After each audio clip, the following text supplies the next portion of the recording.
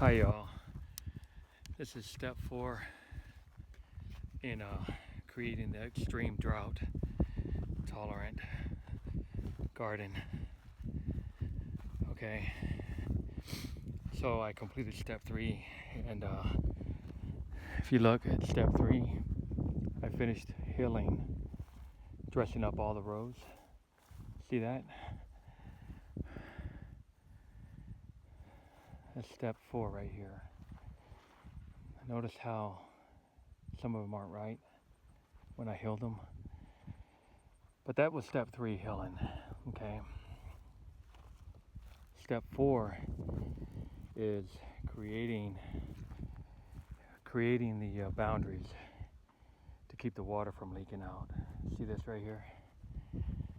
And the way you do it is you go uphill and you take this row, you take material from here and you pull it over until it's level with the bottom, with the next row.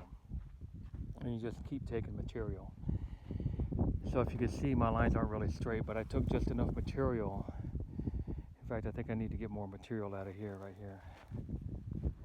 But this is step 4, creating the containment system for the rows. Each one of these rows could hold about 200 gallons of water, okay? So the volume of a rectangle is length times width times height. So 70, right? 70 feet times maybe 2 feet wide is 140 feet, right?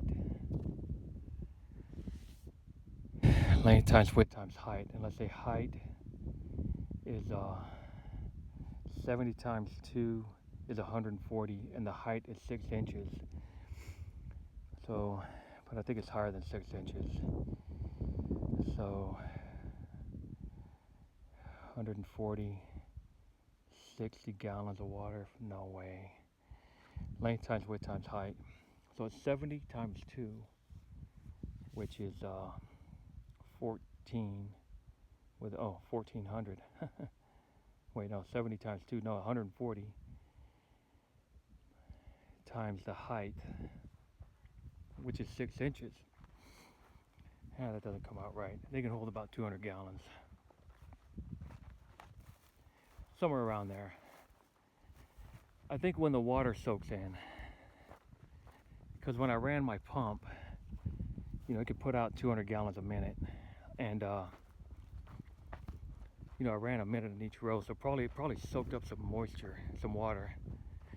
But anyways, length times width times height, that's the volume. So it's 70 times 2 feet, 140 times about 6 inches height. So damn, 60 gallons of water. And I think it's more than that. But anyways, you close up the perimeter.